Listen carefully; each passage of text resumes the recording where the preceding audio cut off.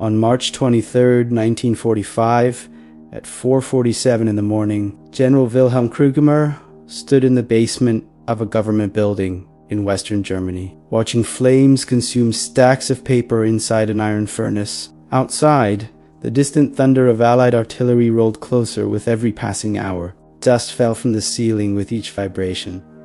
The war was no longer approaching. It was already there. The room smelled of smoke, ink, and damp concrete. Shadows jumped across the walls as the fire grew brighter. Krügemer fed another bundle of documents into the flames, his gloved hands moving quickly but carefully. Maps, orders, intelligence, summaries, names, dates, everything that could not be allowed to fall into enemy hands. Krügemer was 52 years old. He had served in uniform since the previous war, surviving trenches, retreats, and long years of discipline. Now, as Germany collapsed around him, he felt neither pride nor defiance, only urgency. Each document burned was one less piece of information that could extend the suffering, expose civilians, or condemn soldiers who had already surrendered. Above-ground civilians fled through ruined streets carrying whatever they could hold. Church bells rang once, then fell silent. Somewhere nearby, a bridge collapsed under bombing. Krügemer did not look up. He focused on the fire. An aide entered the room, pale and breathless. "Herr General," he said, "Allied forces are less than 10 kilometers away. We must evacuate." Krügemer nodded, but did not stop. He adjusted his glasses and removed another folder from a metal cabinet. The folder shook slightly in his hands. Inside were reports from the final months, forced movements, emergency orders, decisions made under pressure. Some were legal, some were not. All of them were dangerous in the wrong hands. Krügemer hesitated for the first time. He knew history would judge this moment harshly or not at all. Burning documents could be seen as obstruction. Preserving them could mean retribution, executions, and reprisals against people who had no voice in these papers. He had no illusions about innocence, only consequences. The fire roared louder. Krügemer pushed the folder into the furnace and closed the iron door. As the flames reflected in his glasses, Wilhelm Krügemer understood that the war was ending, but accountability was only beginning. Wilhelm Krügemer was born in 1893 in a small industrial town along the Rhine. His father worked in rail logistics. His mother managed a modest household shaped by routine and restraint. Krügemer grew up believing that order prevented chaos, that systems, however imperfectly, kept societies from tearing themselves apart. That belief followed him into military service. He fought as a junior officer in the First World War and survived its collapse. The defeat left him disciplined, cautious, and deeply skeptical of grand promises. During the interwar years, he remained in military administration rather than frontline command. He preferred paperwork to gunfire, structure to unpredictability. By the Second World War, Krügemer had risen to the rank of general, overseeing logistics, regional coordination, and internal security in occupied and later retreating territories. He was not a battlefield commander.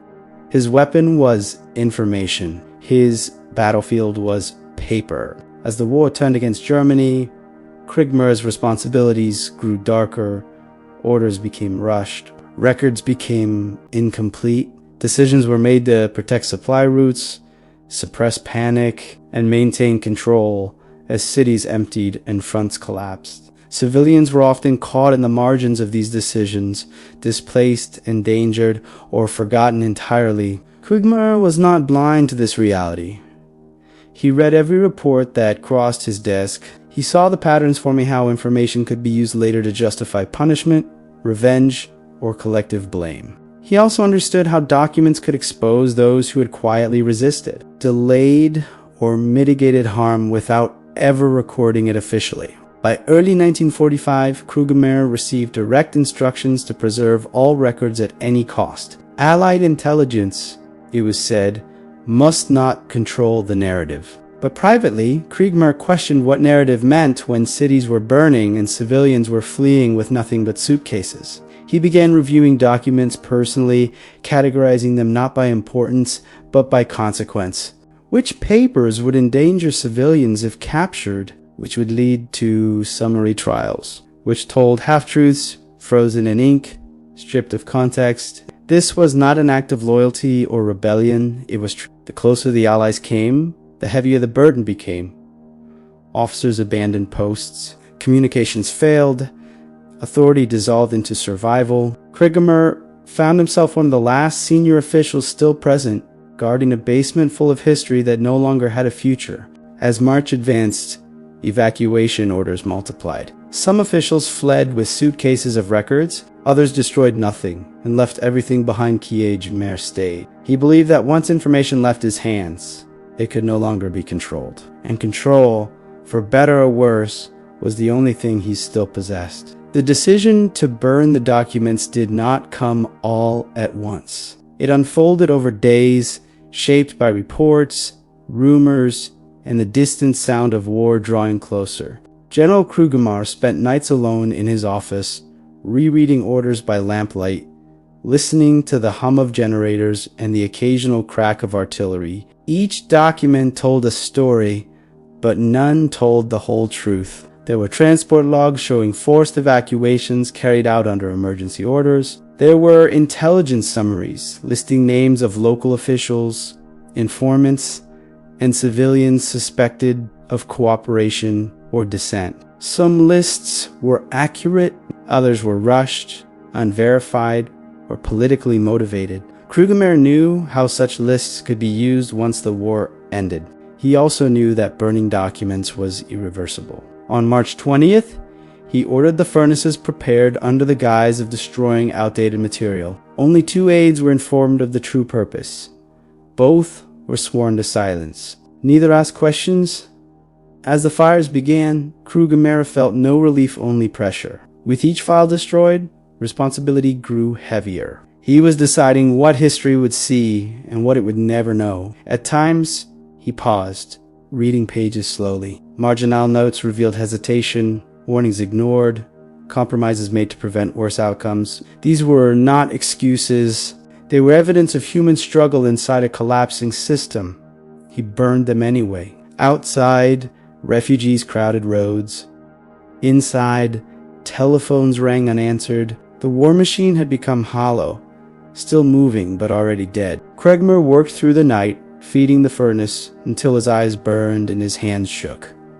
At dawn, an officer confronted him. "Sir, these records belong to the state," the man said quietly. Krüger replied, "The state is already gone."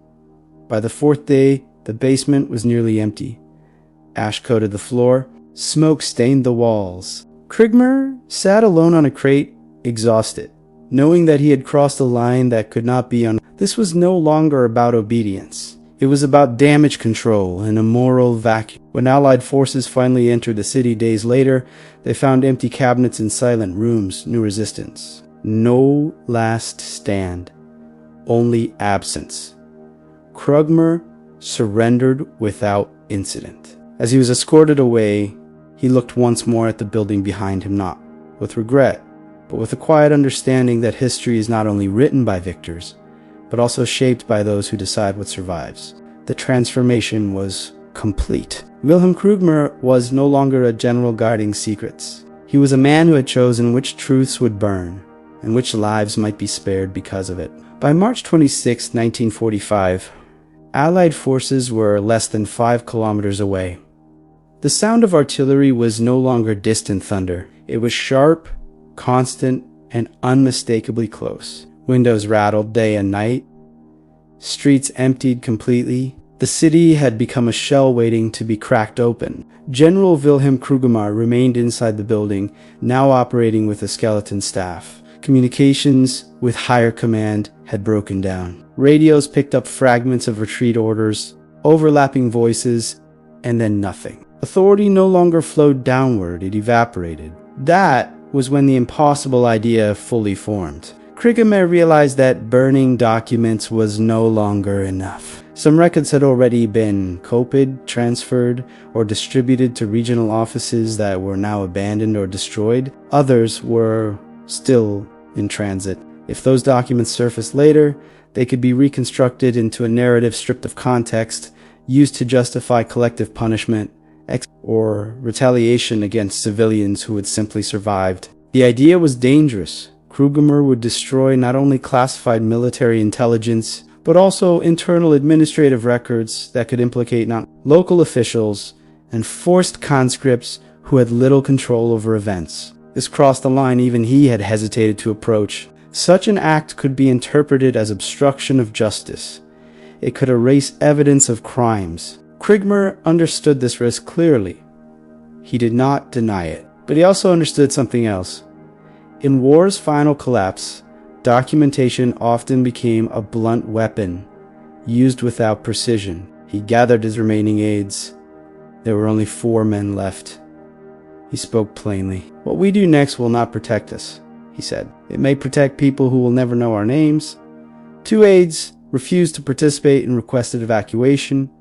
Krugemer allowed them to leave. He made no threats.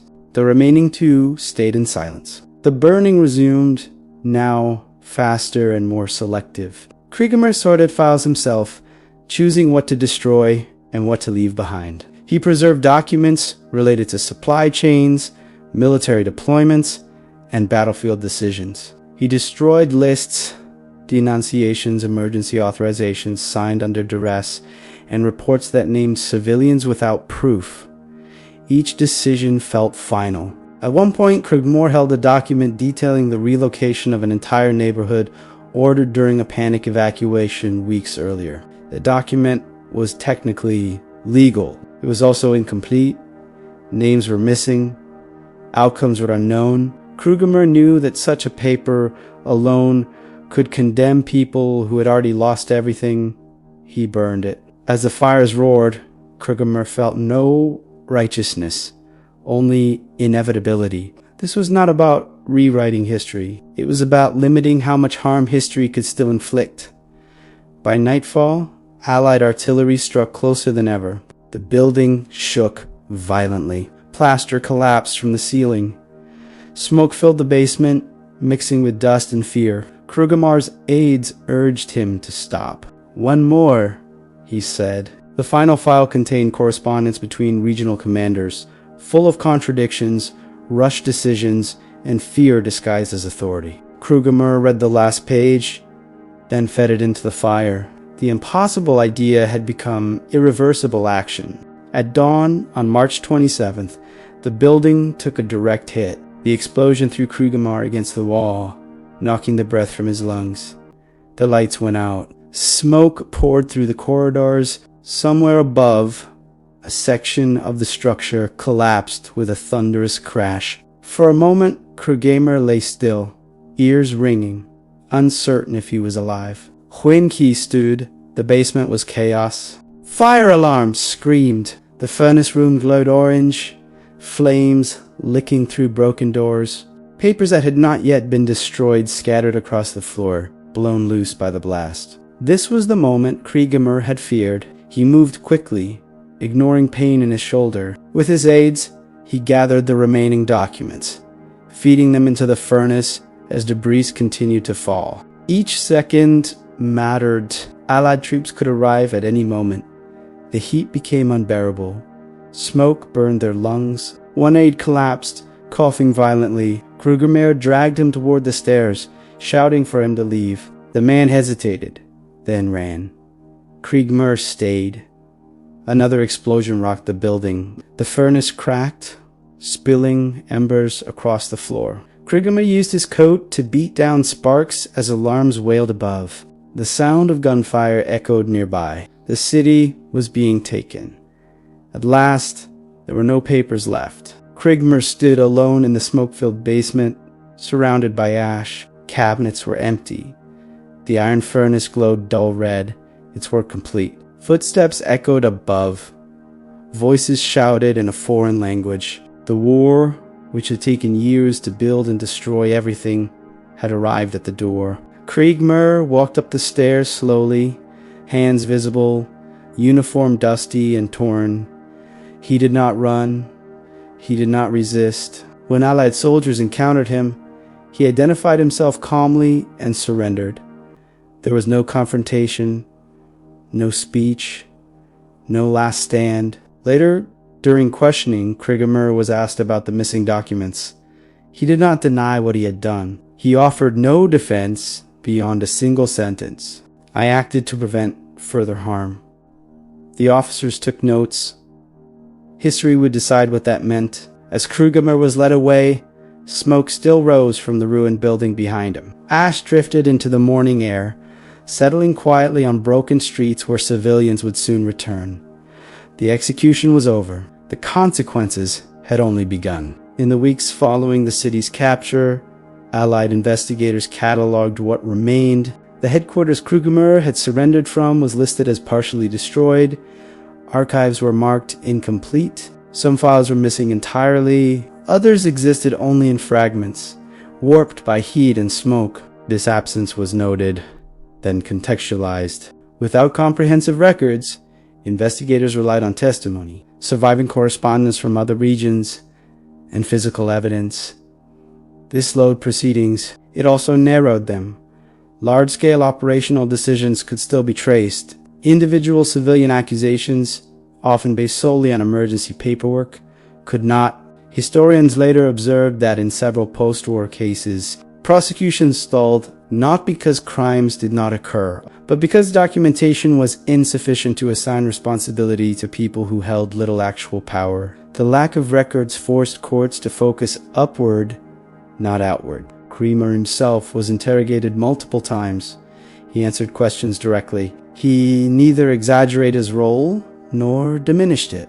When asked why he destroyed specific administrative files, he explained that many had been written during evacuations, shortages, and panic when accuracy collapsed. These documents were not truth, he said during one recorded interview. They were fear pretending to be order. No public statement was made about his actions at the time. His case was processed quietly. There was no attempt to frame him as a symbol. He was neither elevated nor erased. Over time, his name appeared only in footnotes referenced in discussions about missing archives, incomplete chains of command, and the difficulty of reconstructing late war decisions. The ashes he left behind became part of the silence historians still struggle to interpret. Years later, a civilian woman returned to the city with her adult son. During the war, she had been forcibly relocated, briefly detained, and then released during the final weeks. Her name appeared in no surviving records. She was never questioned after the war.